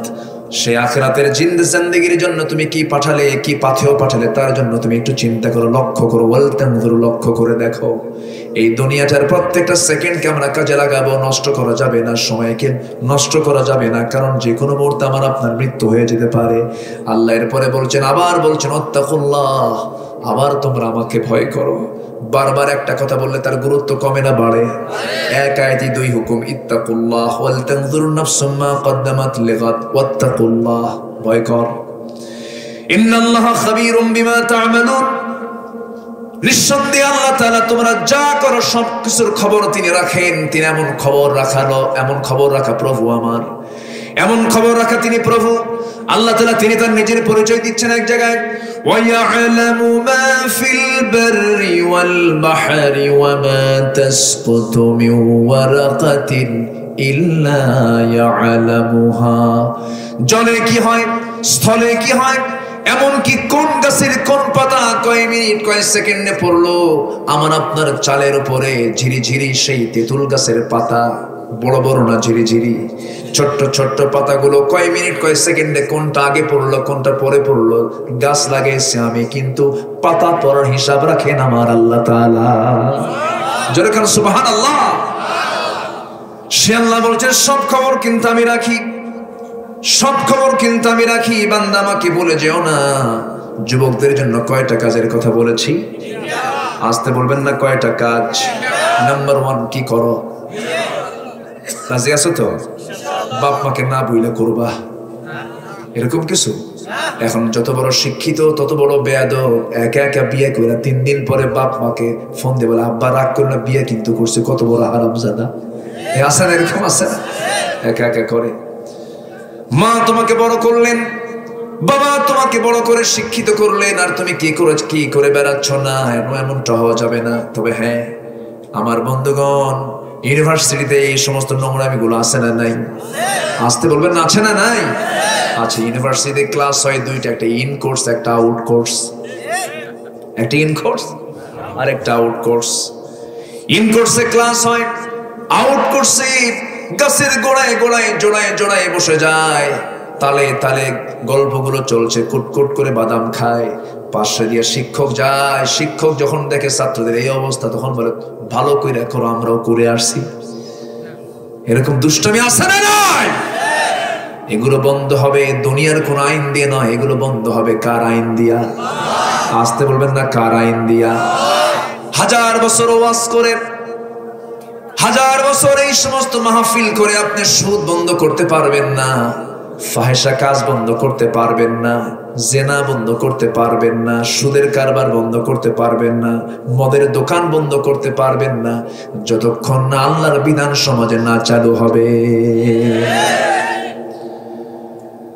আমার ভাইয়েরা, নামাজ আদায়ের ব্যাপারে কারো কোনো ক্লেম নাই। আমেরিকায় যাবেন, জো বাইডেন আপনার জন্য নামাজের ব্যবস্থা করে দেবে। ইংল্যান্ডে যাবেন, ঋষি সোনাকে আপনাকে নামাজের ব্যবস্থা করে দেবে। ইন্ডিয়া যাবেন, নরেন্দ্র মোদী আপনার জন্য মসজিদ বানায় দেবে, নামাজ পড়বেন, কোনো বাধা নাই। কিন্তু আপনি যখন বলবেন নামাজ কায়েমের সংগ্রাম করো, নামাজটাকে কায়েম করো, সেই সময় আপনার নাম হয়ে যাবে জঙ্গি। ঠিক কিনা? নামাজ আদায় মুনাফিকরাও করে। মুনাফিকরা নামাজ পড়ে না? পড়ে না। ওরা শেষ কাতারে কারণ পড়ে না, প্রথম কাতারে পড়ে? প্রথম কাতারে। চেহারাও কিন্তু মাশাআল্লাহ একেবারে জিব্রাইল ফেল। প্রথম কাতারেই তারা নামাজ পড়ে। তাদের নামাজটা অনেক সুন্দর হয়, দেখে দেখে অনেক সুন্দর করে নামাজ পড়ে, কারণ আল্লাযীনা হুম ইয়ারাউন, তারা তো লোক দেখানোই নামাজ পড়ে, তাদের তো নামাজ সুন্দরই লাগবে। আমার ভাইয়েরা, কিন্তু নামাজ তারা পড়তে পারে, রোজাও তারা রাখতে পারে, কিন্তু জিহাদের যখন ডাক আসে সেই সময় তারা যেতে পারে না, কারণ নামাজ পড়ে আল্লাহর নিয়মে, আর নেতা মানে হলো আবু জেহেল রে। ঠিক কি না? দুই দিকে ব্যালেন্স করে, এরকম ব্যালেন্স করা লোক আজকের সমাজে মনে হয় নাই। আছে না নাই? আচ্ছা আমার ভাইয়েরা, জিহাদের নাম শুনলে অনেকের গা জ্বলে, আছে না? অনেক হুজুরও আছে গা জ্বলে, ফতোয়া উল্টা মারে, জিহাদ নাকি এখন নাই। কোন সময় জিহাদ নাই? আল জিহাদু মাদিন ইলা ইয়াউমিল কিয়ামাহ, জিহাদ কিয়ামত পর্যন্ত চলবে বলেছেন মুহাম্মদ সাল্লাল্লাহু আলাইহি ওয়াসাল্লাম। আমার বন্ধুগণ, জিহাদের গুরুত্ব কত সূরা তাওবার 24 নম্বর আয়াতটা প্রমাণ করে দেয়। আল্লাহ তাআলা 8টা ভালোবাসার কথা বলে বলছেন, ওয়া জিহাদিন ফি সাবিলিহি হাত্তা ইয়াতারাব্বাসু হাত্তা ইয়াতি আল্লাহু বিআমরিহি আল্লাহু লা ইয়াহদিল কওমাল ফাসিকিন। ফাসিকিন কাফির না, ফাসিকিন। আল্লাহ তাআলা বলছেন, তোমাদের বাপ, তোমাদের ভাই, তোমাদের স্ত্রী, তোমাদের সন্তান, তোমাদের সম্পদ, তোমাদের মাল, তোমাদের ঘর বাড়ির চাইতে যদি আল্লাহ এবং রাসূল এবং জিহাদ যদি বেশি প্রিয় না হয়, অপেক্ষা করো, আল্লাহর ফয়সালা কিন্তু আসবে। আর এগুলো করলে কিন্তু তারা ফাসিক। তারা কি? ফাসিক। জিহাদকে দাম দিতে হবে, জিহাদকে গুরুত্ব দিতে হবে। ঘর বাড়ির চাইতে জিহাদের গুরুত্ব কম না বেশি? এই তো সূরা তাওবার প্রেক্ষাপট কি? তওবাটা কাদের তওবা কবুল করা হয়েছিল? যারা ঘরটাকে বেশি পছন্দ করেছিলেন। 3 জন সাহাবী যান নাই। 3 জন সাহাবী জিহাদে যান নাই। 30,000 সাহাবীকে নিয়ে রাসূল তাবুকের প্রান্তরে রওনা করলেন রোমানদের বিরুদ্ধে মোকাবেলা করার জন্য। আমার নবীজি 30,000 সৈন্যের সমারোহ ঘটিয়ে তাবুকের প্রান্তর পর্যন্ত পৌঁছে গেলেন, যে তাবুকের আগে মুতার প্রান্তরে রোমানদের সঙ্গে মোকাবেলা হয়েছিল মুসলমানের। নবীজি সেই যুদ্ধে যান নাই। সেই যুদ্ধে মাত্র 3,000 সাহাবী 1 লক্ষ সৈন্যকে পরাজিত করেছিলেন। এবার রাসূল নিজে স্বয়ং গিয়েছেন, যুদ্ধে শামিল হয়েছেন। যুদ্ধ শুরু হয় নাই, বিনা যুদ্ধে রাসূল তাবুকের প্রান্তর থেকে ফিরে আসলেন। ফিরে এসে মদিনার মসজিদে নববীর সামনে এসে আস্তে করে সাহাবায়ে কেরামকে বললেন, তোমরা বিশ্রাম নাও, যাও। আমার নবীজি মসজিদ নববীর ভিতরে ঢুকে পড়লেন, ঢুকে বসে আছেন। কাব বিন মালিক বর্ণিত হাদিস, লম্বা হাদিস। কাব বিন মালিক করলেন কি, রাসূলকে দেখা মাত্র একাকী পেলেন, সামনে গিয়ে আস্তে করে সালাম দিয়ে একদম নত হয়ে নবীর সামনে দাঁড়িয়ে বলছেন, হুজুর আপনার কাছে এসেছে একটা বিশেষ ক্ষমার জন্য, আপনার কাছে এসেছি। কি বলো, কি হয়েছে বলো। হুজুর আমি কিন্তু জিহাদে যাই নাই। রাসূল বলেন, কেন যাও নাই, কি হয়েছিল? হুজুর সত্যি কথা, আমি ইচ্ছা করেই যাই নাই, গড়িমসি করেছি, বাড়িতে অবস্থান করেছি, ইচ্ছা করলে যেতে পারতাম, তবুও যাই নাই। রাসূল বললেন, আর কে যাও নাই বলো। এবার রাসূল আরেকজনকে আবার ধরে ফেলতেছেন, আর কে কে যাও নাই বলো, তোমাদের কাতারটা কত লম্বা দেখি। হুজুর হিলাল বিন উমাইয়া যায় নাই। আর কে যায় নাই? মুরারা বিন রাবিয়া যায় নাই। আর কে যাও নাই? হুজুর জানা নাই। মোট কয়জন হলো? 30,000 সৈন্যের মাঝে 3 জন না গেলে কি খুব বেশি ক্ষতি হতো নাকি? রাসূল তো নাও ধরতে পারতেন। রাসূল বলতেন, ঠিক আছে যাও নাই, ঠিক আছে যাও। আমার নবীজি বলে ফেললেন, কাব বিন মালিক যা কথা হলো ঠিক আছে, তুমি এখন যেতে পারো। তাকে মসজিদ থেকে চলে যাওয়ার জন্য বলা হলো। কিছুক্ষণ পর নবীজি প্রজ্ঞাপন জারি করলেন, বলে ফেললেন, ও মদিনার মুসলমান শোনো, কাব বিন মালিক, হিলাল বিন উমাইয়া, মুরারা বিন রাবিয়া, এই 3 জন যারা জিহাদকে অবহেলা করেছে, জিহাদে যারা যায় নাই, অবহেলা করে বাড়িতে থেকেছে, এই 3 জনের বিরুদ্ধে আমি রাসূল বয়কটের ডাক দিলাম। তাদের সঙ্গে যাবতীয় লেনদেন, কথাবার্তা, আচার ব্যবহার সব কিছু বন্ধ করে দিলাম। সুবহানাল্লাহ। আমার ভাইয়েরা, কত বড় একটা প্রেশার এই 3 সাহাবীর উপরে পড়ে গেল। কাব বিন মালিকের কানে যখন সংবাদটা চলে আসছে, যেন আকাশ ভেঙে পড়ার মতো হয়ে গেল। কাব বিন মালিক কি করলেন? দৌড় মেরে চলে গেছেন বাড়ির দিকে। অন্তত স্ত্রীর কাছে যাই, দেখি কি পরামর্শ করা যায়। স্ত্রীর কানে সংবাদটা আগেই চলে গেছে। দরজায় নক করেছেন, স্ত্রী দরজা খোলো, আমি কাব। দরজার কাছে এসে বলছে, আপনি আমার স্বামী হন, ঠিক আছে দরজা খুলবো, আপনার ঘর আপনার বাড়ি, কিন্তু শর্ত হলো দরজা এই দিক দিয়ে খুলবো, পিছনের দরজা দিয়ে আমি আপনার স্ত্রী ঘর থেকে বের হয়ে যাব। কারণ যে ব্যক্তিকে রাসূল বয়কট করেছেন, আমিও তাকে বয়কট করলাম। আল্লাহু আকবার বলবেন না? মান আহাব্বা লিল্লাহ ওয়া বাগাদা লিল্লাহ ওয়া আতা লিল্লাহ ওয়া মানা লিল্লাহ ফাকাদ ইসতাকমালা আল ঈমান। কাব বিন মালিকের কানে যখন স্ত্রী এমন শক্ত কথা ঢুকে গেল, কান্নার পরিমাণ আরো বেড়ে গেল। রাসূল আমাকে বয়কট করেছেন, স্ত্রী আমাকে বয়কট করেছে, সব আমার কাছ থেকে মাইনাস হয়ে গেল। মাথার উপরে যেন আকাশটা পড়ে যাচ্ছে, পৃথিবীটা সংকীর্ণ হয়ে যাচ্ছে কাব বিন মালিকের জন্য। কোথায় যাবেন তিনি? ঘরের দরজা থেকে ব্যাক করে সামনের দিকে ঘুরতে নিয়ে দেখেন ছোট্ট 2টা বাচ্চা, তার নিজের সন্তান, 11 বছর 12 বছর বাচ্চাগুলো। এই বাচ্চাগুলোকে ডাক দিয়ে বলছেন, এই আমার কলিজার টুকরা বাচ্চাগুলো এইদিকে আসো, তোমাদেরকে একটু আদর করি। সন্তানগুলো বলছেন, না না, যাব না, যাব না। কেন? রাসূল বয়কট করেছে, যাকে আমরাও তার সঙ্গে কথা বলবো না। এটাই হলো ঈমান, এটাই হলো তাকওয়া। কাব বিন মালিক কোথায় যাবেন? সিজদায় পড়ে পড়ে কান্দেন, তওবা করেন। হেলাল বিন উমাইয়ার বয়স 70 বছর, নবীর চাইতে বয়সে বড়। হেলাল বিন উমাইয়া রাদিয়াল্লাহু তাআলা তিনি মনে মনে চিন্তা করছেন, কি করা যায়? রাসূল আমার বিরুদ্ধে বয়কটের ডাক দিলেন, কি করব আমি?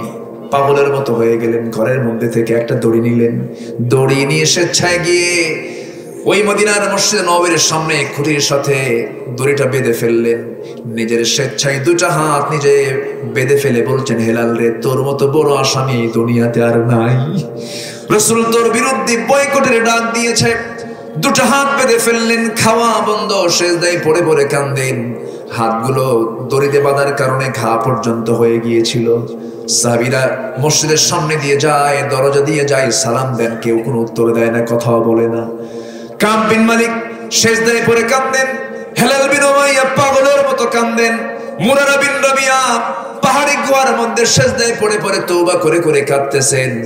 40 দিন পার হয়ে গেল, আল্লাহর দরবারে তাদের তওবা 3 জনের কবুল হয়ে গেছে। আমার নবীর কাছে ওহী নাযিল হলো, আলা সালাসাতিল্লাযিনা খুলিফু, হে রাসূল, ওই 3 জন যারা জিহাদের ময়দানে না গিয়ে যারা পশ্চাৎ পদে ছিল, যারা পিছনে ছিল, আল্লাহ তাদের 3 জনের তওবা কবুল করে নিয়েছেন। 3 জনকে আল্লাহ তাআলা maaf করে দিয়েছেন। নবীজির আনন্দ দেখে কে? নবীজি চরম আনন্দ প্রকাশ করে বলছেন, ওমর তাড়াতাড়ি কাব বিন মালিকের বাড়ি থেকে খবর দাও, আল্লাহ তাআলা ওহী নাযিল করেছেন। আল্লাহু আকবার। মাঝখান থেকে একটা শিক্ষা হলো এটাই, ওই 3 জন সাহাবীর কি সুন্নতের কোনো অভাব ছিল নাকি? নামাজের কোনো অভাব ছিল নাকি? দান সদকার কোনো অভাব ছিল নাকি? শুধু গড়িমসি করেছেন, জিহাদে যেতে অবহেলা করেছেন, তার জন্য পানিশমেন্ট দিয়েছেন কে? আসতে বলবেন না, কে? আল্লাহ। আমার ভাইয়েরা, দিনের কোন একটা হুকুম অমান্য করা যাবে না। দিনের কোন একটা বিষয়কে কখনো অবহেলার চোখে দেখা যাবে না। তবে সবচেয়ে বড় বিষয় হলো, আমি আপনাকে যে কথাটা বলতে যাচ্ছি শেষের দিকে এসে, সেটা হলো, শুধু নামাজ পড়ে ক্ষান্ত হওয়া যাবে না, শুধু দান সদকা করে ক্ষান্ত হওয়া যাবে না। এই জমিনটা কার? ওই সূর্যটা কার? আকাশটা কার? আমি কার আকাশের নিচে আছি? পৃথিবীর সকল মাখলুক হুকুম মেনে চলে কার? অতএব এই জমিনে আইনটা প্রতিষ্ঠা করতে হবে কার? আসতে বলবেন না, কার? এই কাতারে সবার শামিল হওয়ার প্রয়োজন আছে না নাই? নামাজ কায়েম করাও ফরজ, দিন কায়েম করাও। আন আকিমুদ্দিন ওয়া লা তাতাফাররাকু ফীহি, দিন কায়েমের ক্ষেত্রে তোমার মতপার্থক্য সৃষ্টি করবে না। এই দেশে মতপার্থক্য করার মতো কিছু আলেম উলামা আছে না নাই? আসতে বলবেন না, আছে না নাই? আছে। কারণ এই পথ তো কুসুমাস্তীর্ণ নয়। এই পথে আপনি কাজ করতে গেলে আপনাকে অনেক গালি শুনতে হবে, হুমকি ধামকি শুনতে হবে, চোখ রাঙানি দেখতে হবে, ফাঁসির মঞ্চে যেতে হবে। আল্লাহ তুমি সবাইকে বুঝ দিয়ে দাও। আল্লাহ তুমি আমাদের সবাইকে দ্বীনি আন্দোলনে শামিল হওয়ার তৌফিক দিয়ে দাও। এখন আমাদের দ্বীনের কাজ করার আঞ্জাম দেওয়ার তৌফিক তুমি আল্লাহ দিয়ে দাও। আমি আর কথা বাড়াচ্ছি না, আরো চালাবো।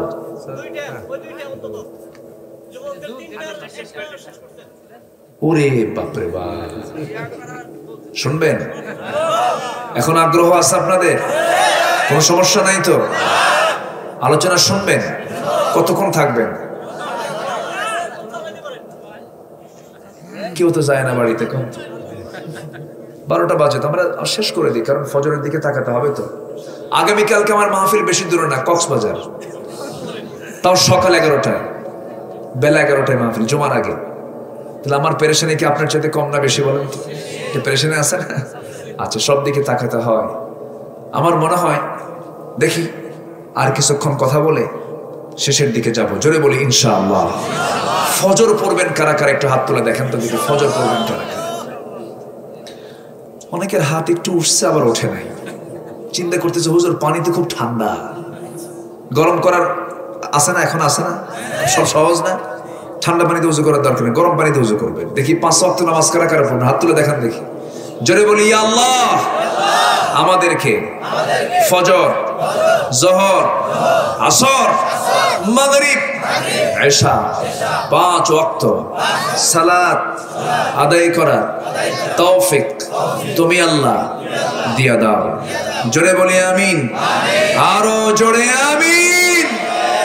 হাত নামান, কষ্ট দিয়ে ফেললাম মনে হয়। নামাজ নষ্ট করা সবচেয়ে বড় অপরাধ। আল্লাহর কাছে সবচেয়ে বড় অপরাধ হলো নামাজকে নষ্ট করা, নামাজকে বাদ দেওয়া। এবং প্রথম বিচার হবে কি নিয়া? প্রথম হিসাব হবে কি নিয়া? নামাজ নিয়ে। নামাজ আমরা কেউ ছাড়বো না। তো বেশি রাত যত করা হবে নামাজের একটু ঝুঁকি চলে আসে। এই বিষয়টি একটু খেয়াল করা উচিত আমাদের। আমাদের দেশে 12টা না বাজলে ওয়াজই হয় না। কি এটা কোনো ওয়াজ হলো নাকি? 12টাই বাজলো না, কি ঠিক আছে না? এটা ট্র্যাডিশন চালু হয়েছে, তবে এটাকে আমরা চেষ্টা করছি কিন্তু পারি না। তো ময়মনসিংহ তো পাশাপাশি, তাই না? ময়মনসিংহ এক মাহফিল গত 3 বছর আগে 9টার দিকে মাহফিলে পৌঁছলাম, ভাবলাম দেরি মনে হলো। তো দেখি তারা খাওয়ানো দাওয়ানোর পর বলতেছে হুজুর মানে কম্বল দিলাম একটু ঘুমান। তো বললাম ঘুমাবো, ওয়াজ হবে কখন? হুজুর গত বছর প্রধান মেহমান যে সময় উঠছে তার 1 ঘন্টা আপনি আগে উঠবেন। আচ্ছা ঠিক আছে। শুয়ে পড়লাম, দেখি 3টার দিকে আমাকে ডাকলো, হুজুর 3:30 উঠবেন। গত বছর প্রধান বক্তা 4:30 উঠছিল। কি কথা কি বুঝতেছে? এই হচ্ছে আমার দেশের কিছু কিছু এলাকার ট্র্যাডিশন। বাগমারা, রাজশাহী, ওরা এরকম শেষ রাতের দিকে উঠাই। বললাম ভাই লোকজন, হুজুর লোকজন ওয়াজ শোনার দরকার নেই, ওরা ঘুমাবে, আপনি ওয়াজ করবেন, ফেরেশতারা শুনবে। কত যে রসম আমার দেশে আছে। যাই হোক, আমি খুবই আনন্দিত। লোকজন যদিও খুব বেশি না, কিন্তু খুব কমও না। যদি ভুয়াপুরের এই কজন মানুষ যদি সিদ্ধান্ত নেয়, আমরা কোনো তাগুতি শক্তির আনুগত্য করব না, আমরা হকের পক্ষে কথা বলবো। ভুয়াপুরের বিপ্লব এই কয়েকজন মানুষের জন্য যথেষ্ট, ঠিক কিনা? আল্লাহ তাআলা বলেছেন 20 জন 200 জনকে তোমরা পরাজিত করতে পারবে। আল্লাহু আকবার বলুন। কাজের লোক বেশি লাগে না তো? কাজের লোক বেশি লাগে? বেশি লাগে না। আল্লাহ কবুল করুন। যুবকদের জন্য কয়টা কাজের কথা বলছিলাম? 1 নাম্বার কি? কোন দিন করবো? ও করে ফেলাইছেন? তাহলে তো হয়ে গেছে। আবার কি ধান্দায় আছেন নাকি? পাশে মায়েরা আছে, খবর আছে। কিন্তু মেয়েরা সব সহ্য করতে পারে, কিন্তু বিয়ার একটা করবেন কামসারা, ঠিক কি না? কিন্তু আল্লাহর অর্ডার আছে না? নাই? আল্লাহর অর্ডার আছে না? আছে। আল্লাহর কিন্তু অর্ডার আছে, জেনার দিকে যেও না, বিয়ের দিকে যাও। জেনার কাজ করো না, বিয়ের কাজ করো। কার হুকুম? কিন্তু আল্লাহ তাআলা মেয়েদের হৃদয়টা কেমন ভাবে বানিয়েছেন। আপনি যদি রাতের বেলা অথবা যে কোনো সময় যদি একটা হুরের গল্প করেন, জান্নাতে হুর আছে না নাই? তো হুর নিয়ে হিংসা করেন, ঠিক কি না? আল্লাহ তাআলা এতগুলো হুর জান্নাতে দিবেন। হয়তো রাতের বেলা হয়তো গল্প করতেছেন, ওয়াহুরুন আইন কামসারি লুলুইল মাকনুন, তাই না? হয়তো আপনি এই ওয়াজগুলো করা শুরু করলেন, লাম ইয়াতুমিসহুন্না ইনসুন ক্বাবলাহুম ওয়ালা জান্নুন। জানো আল্লাহ তাআলা জান্নাতে এমন হুর দিবে যাদের ইতিপূর্বে কোনো জিন ইনসান স্পর্শই করেনি। হয়তো এরকম গল্প টল্প করতেছেন, সেই সময় চেহারাটা কালো বানায় বলবে, তুমি লেপটা মোড়া দিয়া ওই দিক হয়ে শুয়ে পড়ো, এই দিকে তাকাবে না। কথা বলছেন? আল্লাহ তাআলা মেয়েদেরকে এরকম করে বানিয়েছে। আম্মা জান খাদিজার জন্য রাসূল মাঝে মাঝে দোয়া করতেন। এই দোয়ায় শামিল হতেন আম্মা জান আয়েশা সিদ্দিকা। যখন শুনতেন খাদিজার কথা, দোয়া শেষে বলতেন, হুজুর আমরা কি নাই? এই বুড়ির জন্য দোয়া এখনো করা লাগে? আল্লাহ তাআলা মেয়েদেরকে এরকম করে বানিয়েছেন। আবু সালমা রাদিয়াল্লাহু তাআলা আনহু, তিনি উম্মে সালমাকে খুব ভালোবাসতেন। উম্মে সালমা আবু সালমাকে খুব ভালোবাসতেন প্রচন্ড। এরকম যদি হয়, আমি বেঁচে আছি, তুমি মরে গেছো, আমি জীবনে আর বিয়ে করবো না, যাও, আমি তোমাকে এই সিদ্ধান্ত জানাই দিলাম, কিন্তু আমি তা করবো না। যদি এমনটা হয়ে যায়, তোমার আগে আমি যদি মরে যাই, তোমার আগে আমার যদি মৃত্যু হয়ে যায়, আমি আবু সালমা যদি মরে যাই, আমি তোমার জন্য এমনটাই দোয়া করব, আল্লাহ যেন আমার চেয়ে উত্তম স্বামী যেন আল্লাহ তোমাকে জুটাইয়া দেন। বিধবার যন্ত্রণা নিয়ে যেন তুমি না থাকো, আমি তোমাকে ভালোবাসি। আল্লাহর দরবারে আবু সালমার দোয়াটাই বেশি পছন্দ হয়ে গেছে। আবু সালমার দোয়াটা কবুল হয়ে গেছে। উম্মে সালমার আগে আবু সালমা দুনিয়া থেকে বিদায় নিলেন। সেই বিদায় নেওয়াটা অত্যন্ত বড়, অত্যন্ত কষ্টের বিষয় ছিল সেই সময়ের জন্য। আবু সালমা উম্মে সালমা মক্কার জিন্দেগিতে ইসলাম কবুল করেছেন। হিজরতের যখন সময় হয়ে গেছে, নবীজি সাহাবে কেরামকে নিয়ে হিজরত করেছেন। আবু সালমা বলছেন, উম্মে সালমা চলো আমরাও চলে যাই, সন্তান একটা আছে, সাথে করে নিয়ে যাবেন। কিন্তু শ্বশুর বাড়ির লোকজন, নিজের বাপ আপন ভাইয়েরা সব এসে ধরে, ভাইয়েরা ছেলেটাকে নিয়ে চলে গেল, আর শ্বশুর বাড়ির লোকজন বউটাকে ধরে নিয়ে চলে গেল। মুস্কি হাসি মেরে বলছেন, শোনো, তোমরা আমার সন্তানকে নিয়ে যাচ্ছ, আমার বউটাকে নিয়ে যাচ্ছ, কিন্তু আমার কাছে সবচেয়ে বেশি প্রিয় হলো আমার আল্লাহ এবং আল্লাহ রাসূল। আহাব্বা ইলাইকুম মিনাল্লাহি ওয়া রাসূলিহি। আমি চলে গেলাম মদিনার দিকে। সন্তানটা বউটা রেখে চলে গেছেন উম্মে সালমা। ঠিক 1 বছরের মাথায় সবার চোখ আড়াল করে সন্তানটাকে সঙ্গে করে নিয়ে মদিনার দিকে রওনা করেছেন। মদিনায় পৌঁছে গেছেন, ফজরের আজান হয়ে গেছে। উম্মে সালমা আজান শুনলেন, নামাজ শুরু হয়ে গেছে, রাসূল নামাজ পড়ালেন। নামাজের শেষান্তে এসে একটা এলান জারি হয়ে গেল, সালাতু আলাল মাইয়িত, জানাজা হবে। কার জানাজা শোনা গেল, শুনতে পেলেন উম্মে সালমা, আবু সালমা আজকে রাত্রি দুনিয়া থেকে বিদায় নিয়েছেন, তার জানাজা হচ্ছে। আকাশ থেকে যেন ভেঙে পড়ার মতো হয়ে গেল। উম্মে সালমার স্বামীর মৃত্যুর কথা শুনলেন, চোখের পানিতে পানিতে গালগুলো ভিজে যাচ্ছিল। নবীজি তার জানাজা পড়ায় দিলেন। সাহাবীরা বললেন, ইয়া রাসূলুল্লাহ, উম্মে সালমা চলে এসেছে মদিনায়, তার স্বামী তো দুনিয়া থেকে বিদায় নিল, তার সন্তানটাও চলে আসছে। রাসূল বললেন, উম্মে সালমার সন্তানটা কোথায়? আমার কাছে নিয়ে আসো। নিয়ে আসা হলো। রাসূল বলছেন, এই সন্তানের দায়িত্ব আমি কাউকে দেব না, এই সন্তানটার সমস্ত রক্ষণাবেক্ষণের দায়িত্ব আমি নবীজি নিজের কাঁধে নিয়ে নিলাম। উম্মে সালমা চিন্তা করো না রে উম্মে সালমা, আমার বহু সাহাবী আছে, তোমার সুন্দর একটা পাত্রস্থ করার ব্যবস্থা করে দেব, তোমার বিয়ে হয়ে যাবে। উম্মে সালমা বলছেন, ইয়া রাসূলুল্লাহ, আমার জানা মতে এই দুনিয়াতে আমার স্বামী আবু সালমার চেয়ে উত্তম কোনো পুরুষ এই দুনিয়াতে নাই, আমার বিয়ের কোনো স্বপ্ন আমার নাই। কিন্তু আবু সালমার দোয়া কবুল করে নিয়েছেন কে? আল্লাহ। আবু সালমা উম্মে সালমা অত্যন্ত পবিত্র একজন নারী ছিলেন। সঙ্গে সঙ্গে জিবরিল আমিন বলে ফেললেন, ইয়া রাসূলুল্লাহ, উম্মে সালমার জন্য পৃথিবীর কোনো পুরুষ উপযুক্ত নয়, উম্মে সালমার জন্য আপনি বিশ্ব নবী, আপনি একজন উপযুক্ত পুরুষ, আপনি তাকে বিয়ে করে নেন। জোরে বলেন সুবহানাল্লাহ। এই প্রসঙ্গটা আসলো, আমার মাদেরকে নিয়ে এই কথাটা বলে ফেললাম। বিয়ের ব্যাপারে আল্লাহ তাআলা যেটা অর্ডার দিয়েছেন, আল্লাহ তাআলা যেটা অর্ডার দিয়েছেন, সে অর্ডারে কখনো কৃপণতা দেখানো উচিত নয়। আল্লাহ তাআলা যেটা হুকুম করেছেন, সে হুকুমকে কখনোই অমান্য করা উচিত নয়। স্বামীর সঙ্গে খারাপ আচরণ করা উচিত নয়, স্বামীর সঙ্গে মিসবিহেভ করা উচিত নয়। নাম্বার 1 যুবকদেরকে বলেছে আমি, তোমরা বিয়ে করবে। নাম্বার 2 হলো, রিজিক তোমার বৃদ্ধি পেয়ে যাবে। তোমার বাড়িতে যে আব্বা আম্মা আছেন, আব্বা আম্মাকে পৃথিবীর সবচেয়ে বড় দৌলত মনে করবে, সবচেয়ে বড় সম্পদ মনে করবে। যদি কোনো ভুল হয়ে যায়, বাপ মার 2টা পা ধরে মাফ চেয়ে নিবা। তোমার মার কাছে মাফ চাইবা, আল্লাহর আরো শাহিম খুশি হয়ে যাবে। জোরে বলেন সুবহানাল্লাহ। বাপ মাকে কষ্ট দেওয়ার সন্তান সমাজে এখন কম না বেশি? শিক্ষিতের হার 10 বছর আগে যা ছিল, এখন শিক্ষিতের হার কমছে না বাড়ছে? শিক্ষিতের হার বাড়ছে, কিন্তু বাপ মার খেদমতের হার কমে গেছে। কেন কমলো? আসল শিক্ষার অভাব, আসল শিক্ষার অভাব। বাড়িতে গিয়ে বাপ মার 2টা হাত 2টা পা চেপে ধরবা। কোনো ভুল করে ফেলেছো, মা আমাকে মাফ করে দিও। মা তো এমন একজন মা, আমার হৃদয়টা এত উদার, আপনি মাফ চাইতে দেরি, মার ক্ষমা করতে দেরি নাই, মা সঙ্গে সঙ্গে ক্ষমা করে ফেলেন। এই পৃথিবীতে একজন মানুষ আরেকজন মানুষের দোষগুলোকে আড়াল করে, সেটা হচ্ছেন মা। আপনি যত দোষ করেন না কেন, আপনার দোষের কথা কাউকে বলবে না মা। পৃথিবীর কাউকে আপনি সন্তুষ্ট করতে পারবেন না। বইয়ের জন্য একটা কাপড় কিনে নিয়ে যাবেন, সেই কাপড়টা যদি একটু কম দামি হয়, বউ বলবে কি কাপড় আনছো তুমি, এই কাপড়ের চাইতে ওই কাপড়টা কত ভালো ছিল। আপনার বউকে আপনি সন্তুষ্ট করতে পারবেন না। ছেলেকে একটা গাড়ি কিনে দিবেন, বলবে এর চাইতে ভালো একটা গাড়ি ছিল, কি গাড়ি আনছো। ঘড়ি কিনবেন, পছন্দ হবে না। কাপড় কিনবেন, পছন্দ হবে না। যা দিবেন পছন্দ হবে না। ভাইকে দিবেন, পছন্দ হবে না।